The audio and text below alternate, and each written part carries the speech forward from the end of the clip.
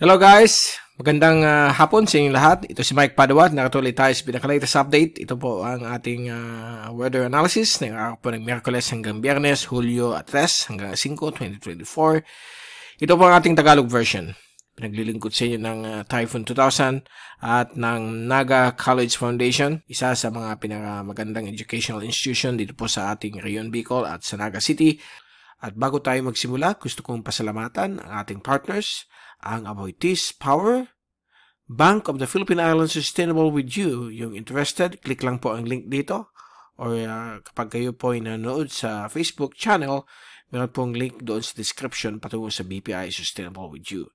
At isa sa mga pinakamagandang hotel sa Rion Bicol at ng Naga City, ang Avenue Plaza Hotel. Ang lokal na gobyerno ng Naga City headed by ang Honorable Mayor Nelson Legacion at ang ating Honorable Congressman ng ikatlong distrito ng Camarines Sur, Congressman Gabby Bordado. So na yun, umpisa na natin ang ating update.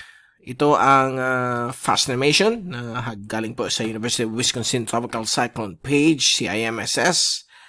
At maghapon hanggang gabi, may malalakas po na ulan na naganap sa iba't ibang bahagi po ng ating bansa.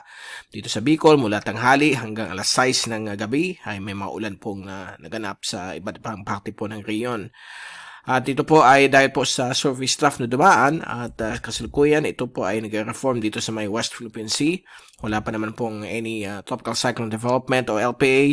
Medyo malinis po ang Western Pacific at quite unusual. At ganito po lagi nangyayari kapag meron po tayong shifting from El Nino to La Nina tulad nung 2010. At sa ngayon, meron pong panibagong surface trough or pwede natin sabihin tropical wave since medyo north and south ang kanyang orientation. So ito po ay magbibigay rin ng mga ulan sa mga susunod na ilang araw sa ating bansa, lalo po sa hapon ng gabi. Okay, so huwag niyo kalimutan na magdala ng payong at kapote. Dito po sa Bicol na yung maghapon ay medyo tahimik naman. Wala pa masyadong mga ulan. Okay? But in the next few days, ina-expect po natin, inaasahan natin mga ulan na naman po hapon-hapon na normal na parte na po yan ng ating tagulan dito sa ating bansa. Pasalamat tayo, wala pa tayong malalakas na mga bagyo or habagat na ini-enhance niya. So, abangan po natin na dahil po mukhang sa kalagitnaan po ng Hulyo hanggang katapusan, baka magsilabasan po itong mga formation ng mga LPAs o bagyo at mahihikayat po ang hanging habagat sa ating bansa. So, yan yung binabantayan natin sa mga susunod na ilang linggo. Okay? So, kung tahimik po dito sa ating lugar, doon sa kabilang panig ng mundo sa may Caribbean o sa Gulf of Mexico, meron pong isang Category 5 na hurricane. Okay, si Hurricane Beryl. At ito po ang pinaka-earliest na Category 5 na record since 1800 sa buwan ng Hunyo hanggang papuntang Hulyo. Okay, so ito po ay dumaan po dito sa may Caribbean Islands at sa kasalukuyan ay palapit na po siya sa may southern part ng Jamaica. So, umina siya ng bagya dahil nagkakaroon po siya ng air wall replacement cycle. But ito po ay inaasahan pong papunta dito sa may Yucatan Peninsula sa Mexico. At dito po siya magla-landfall within the next couple of days. Okay? So, kung may mga kababayan tayong nanonood from US na po sa may Caribbean like Jamaica, mag-ingat po tayo. Mga kababayan nating mga Pilipino dyan. Dahil po medyo malakas po itong bagyong ito. Umabot po ng lampas sa 200 km bawat oras ang kanyang lakas ng hangin. Okay, so ang Atlantic Basin ay forecast na magiging hyperactive ang season. So lalampas po siya ng more than 20 na mga bagyo na pwedeng mabuo mula Hunyo hanggang Nobyembre. Samantala dito po sa Western Pacific sa atin ay mukhang kalmado. Slightly below average po tayo. Baka 15 lamang pong bagyo mag-form.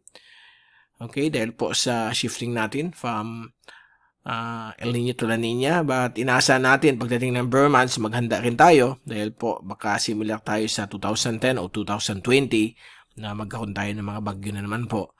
Dahil iyan po yung time na medyo conducive po ang development nito. Sa ngayon, medyo unfavorable po yung upper level environment.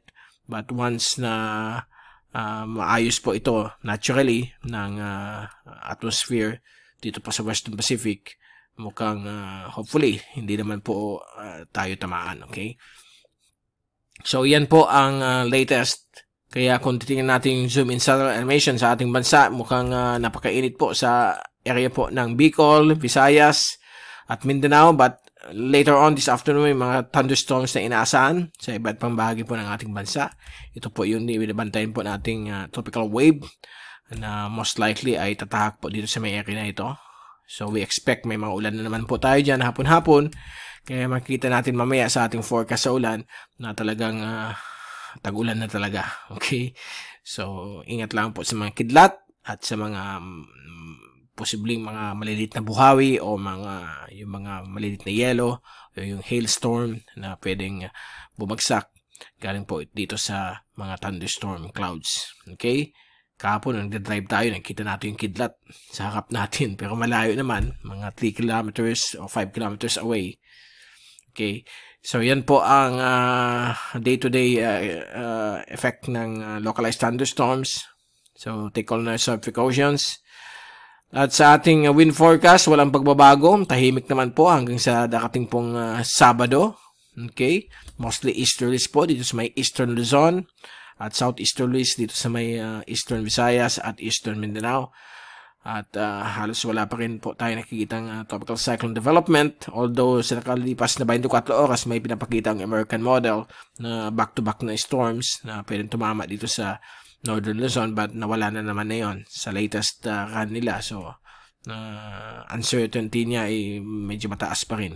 Okay? So, ito po yung forecast sa ulan for the next 3 days. Makita nyo na halos buong bagay po ng ating bansa except for Cagayan Valley ay medyo makakaranas po ng mga hapon-hapon o gabi-gabi ng mga thunderstorms. At kung makikita natin dito sa rain forecast bukas po ng hapon, ayan na naman po ang mga thunderstorms sa iba't ibang bagay po ng ating bansa. Gayon din po sa Biyernes hanggang sa darating pong Sabado. So, inaasahan po natin yan hapon. Mga thunderstorms, mga short-lived lamang. But sometimes, umabot po ng 3 hours to 6 hours. Depende po kung back-to-back po yung mga thunderstorms na dumadaan po sa atin.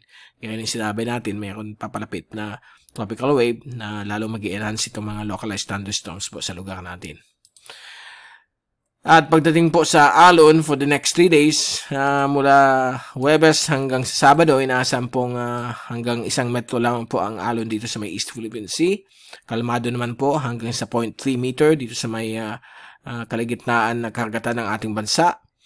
Dito sa may kanluran bagay po ng dagat Pilipinas, sa may West Philippine Sea, kasama po dyan ang Kalayaan Island Group, at yung Ayungin Shoal, Panatag ay mukhang less than 0.5 meter ang alon or less than 1 meter. So, suitable po, magandang mangisda at mag-travel sa karagatan. Okay? At ito yung forecast ng American model. Ito lamang po ang pinapakita. May dalawang system dito but hindi pa po ito sigurado. July 15 may magpo-form. July 17. At sa labas pa po ito ng area of responsibility. Wala naman pong within the par. UK Met, meron rin isa ditong parang low pressure system. South of Guam sa July 6 and July 8 naman po sa US Navy model, but so far malinis po. Pati yung European model walang pinapakita, although doon sa forecast nila dito sa wind model pagdating sa July 12 mukhang meron ditong convergence. Itong convergence na ito ay lalo natin babantayan ito dahil po posibleng may mag-form po dito out of this convergence. Okay? So, may westerlies at easterly winds na converge dito. Yan po yung European model sa July 12. Okay? So, next week, next week pa yan, Friday. And then, sa American model, meron din dito. Ayan. Meron din convergence. So, abangan natin yan. Baka yan ang simulan ng ikalawang bagyo na mag-form sa Western Pacific. Okay, ikatlo. Okay? Sa pangalawa sa atin, pag pumasok sa area of responsibility, kasi letter B tayo, most likely Botchoy ang next name. Okay? So, yan po ang situation Now, bago tayong paalam, ito yung Global Tropics Hazards Outlook ng Climate Prediction Center ng NOAA. Valid po ito for the next 2 to 3 weeks na kung saan yung second week is around 50% probability while yung third week is highly uncertain, less than 30% probability. So, at least may idea tayo kung magkakaroon o wala. So, patuloy pa rin na may tropical cyclone o formation ng bagyo sa ating basin. So, umpisa natin yung week 2, July 10 hanggang July 16. More than 20% ang probability na may mag-form na bagyo po dito sa may West Philippine Sea at East Philippine Sea hanggang sa Western Pacific.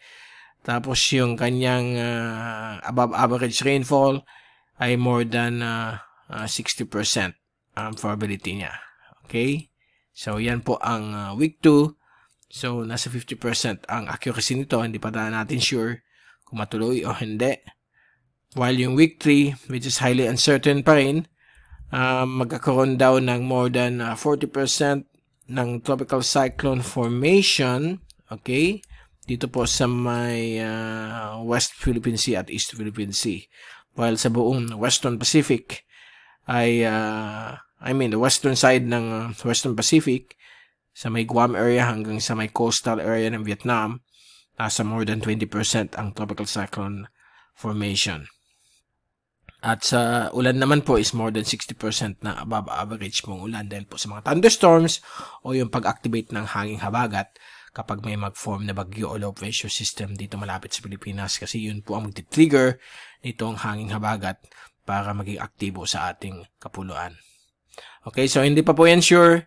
We will get back again after a week. Malalaman natin sa loob ng isang linggo kung matutuloy po yan. But yan po ang pinapakita for the next 2 to 3 weeks na posibleng may mag-form na po tropical cyclone bagyo sa ating karagatan. So, all eyes tayo for the next 2 to 3 weeks.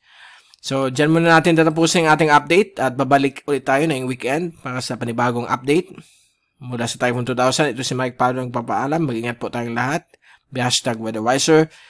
Huwag niyong kalimutan mag-subscribe sa ating channel. I-click lang po inyong button dito po sa may baba nitong ating video.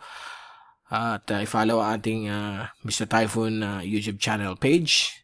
At gayon din po sa Facebook channel, Mike Mr. Typhoon Padua or www.mrtyphoon.com sa pinaka-latest po sa ating panahon. Okay? So maraming salamat po sa pagpunod niyo at God bless po sa inyo lahat.